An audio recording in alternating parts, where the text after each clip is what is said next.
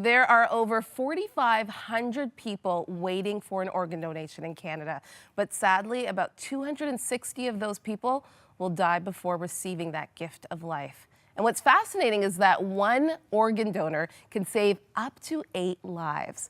My guest today saved one life specifically dear to her. Welcome to 100 Huntley Street, Liz. Thank you. So you see a Facebook post from a dear friend of yours. What did it say? It said that she was looking for her perfect O match. My friend Simone had originally been getting a kidney from her cousin, but last-minute testing showed that that could not go forward. And so what was your response when you saw this Facebook post? Immediately, I felt I had to go for it. Really? Yeah, I realized that I'm an O blood type, Yeah. and so I just felt this conviction like I've never felt in my life.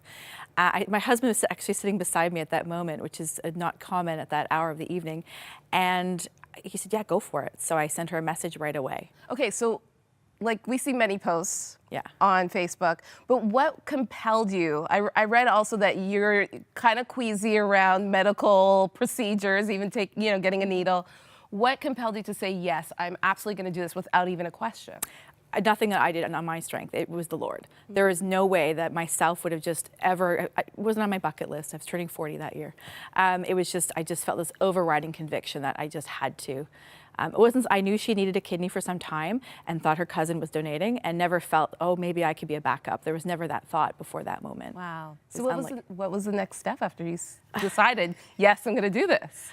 So the next step, Maggie, was going for testing first just to make sure our blood types were compatible, which they were. Okay, but first I want to hear Simone's response before we get into the medical. Okay, of course. What was her response when you call her and say, I want to do this? She said, I don't think you should. Oh. Yeah, because it's a big deal, and she wanted to make sure I understood what that commitment would be. And, you know, I had children. I'm younger than her, so she really wanted to make sure that I was doing it, you know, fully aware of there are risks and whatnot, so. Okay, now let's go to the medical of procedure. course. So what was it like? What did you have to do to find out if you were a match? So I had to do some blood work first in Canada. Simone lives in Bermuda, so we actually did the procedure in New York. So I had to fly to New York a few times for testing and a lot of needles. And I mentioned I am queasy, and I think the one test, about 40 needles they had to, or different blood draws, and it all worked out. The psychological testing they do, MRIs, quite a few different, to make sure you're healthy enough to do so. So let's go back to that day when you found out that you were a match. Yes. What was that like, the emotion maybe behind that? It was emotional because even though you have some ways of thinking that you could be a match until you get that call, and it was the call from the hospital saying, let's book this, let's do this. So. And for Simone as well, what was her response when she found out that you're her friend, but you're also a match and you can save her life? I think it was pretty emotional for her. You know, she was at the point where she was going to need to be on around-the-clock dialysis if she didn't find a kidney soon. So it was just, I think, a relief. She was going to have to move actually away from Bermuda for that. So it was a big deal for her, of course. Okay, and so the day finally comes when this procedure is going to take place. You're in New York. Yes. And you talk about how a specific scripture really just drew you and Simone together as well during this process. What was that scripture? It was Proverbs chapter 3, verses 5 and 6. And what does it say? After I said it right now. Yeah, just parts of it. What compelled you? What do you love about that? Well, that was actually my baptismal scripture when I got baptized with my husband. And that was Simone's life verse. So when we found that connection out, that was pretty amazing. Really just trusting God in all things and following his pathway that'll make our lives, you know, go to his glory. And when we were in the hospital, I actually had contacted a local church, and a deacon came to pray with us, and he brought a devotion of those exact verses. Wow. And he did not know this was something that connected us. So that made us feel like, yeah, this is going to be just fine. So what are the words that you say to your friend just as you're about to go into the, this operation, to have this procedure, knowing that hours later she's going to have an extended life because of your generosity? What are those words that you had with each other? Just praying for each other, that just to get through the surgery and be healthy, and really it's hard to explain the emotion at that time. I think you're just so focused on getting to that point of the surgery and knowing there's other outcomes that could happen. So we're just very blessed that it was such a positive outcome. She actually named my kidney Vida and talks to Vida. What does Vida mean? Life. Yeah, in Spanish. So that was something just to really personalize that for her. And Canada Day happened the day after the surgery, so I had all kinds of because she's part Canadian now, all kinds of Canadian paraphernalia for her too. Right. Yeah. Now, I know there are some people who are hesitant about organ donation. There are some assumptions made and fear as well.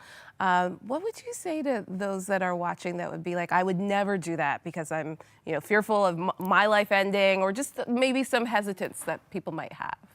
I think to be reassured, the amount of testing one has to go through to be an organ donor, a live donor, is very extensive. You have to be in excellent shape, mentally as well as physically. In fact, some people actually, it's a blessing, they actually find out before they would have otherwise other health conditions and then get treatment for those things. Wow. And really, it's really just about how can you give to others? And I think if you have a loved one that needs an organ and you are a blood type match, just see what happens. It was very rare that we would match on so many items not being related. Actually, that was quite remarkable. So, just go for it and see. And I always, I have a similar story in my family of my cousin, needing a kidney and finding her organ donor actually on Facebook as well. And I always think about how God knew this all along. God knew that you were going to connect with Simone. He knew that friendship was going to bud, but he also had a greater purpose in store. Do you ever think about that? Does Simone ever think about that? Just like God foreknew all of this. It's funny you should say that, Maggie. We certainly do. We met randomly in 2009. I was helping her charity start some health programming in Bermuda. And we realized that wasn't the real reason we were connected. This was the reason why we connected, and it's a very special connection. Okay, so you look healthy, you look strong, you look fabulous. Thank you. So what happened after? Was there a time of just healing, or just tell us about that process? Of course. It is, I won't lie, it is a very, it's harder on the donor than the donee at the beginning. Okay. So it was, for my children, a very boring summer. Mommy was very tired and had to rest because your body basically is healthy and then an organ's taken out.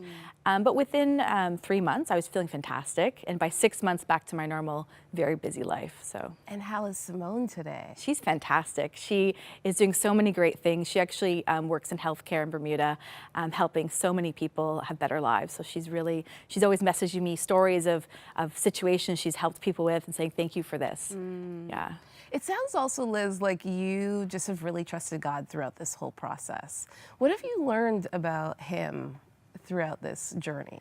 He's sovereign. And what does sovereign mean? Sovereign means over everything we do, he has a plan for us. And sometimes it comes unexpectedly. I didn't plan to do this, but I trusted in him and felt it was his calling. And, and in more areas of my life, it can be hard sometimes for us as humans to do that. But just remembering that he holds us in his hands and we need to trust that.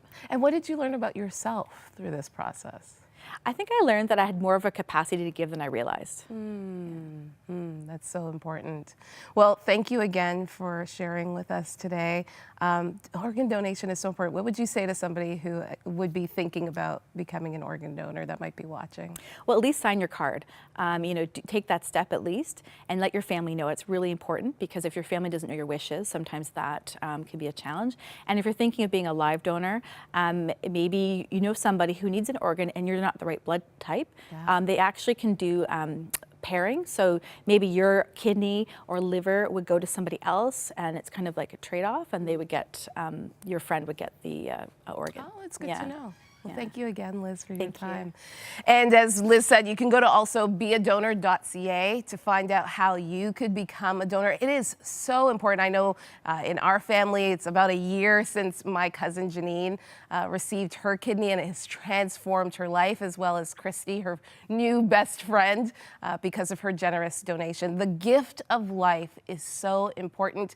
Do remember to sign your donor card and let your loved ones know your wishes so that they can carry that through. Well, now we're going to head over to Cheryl.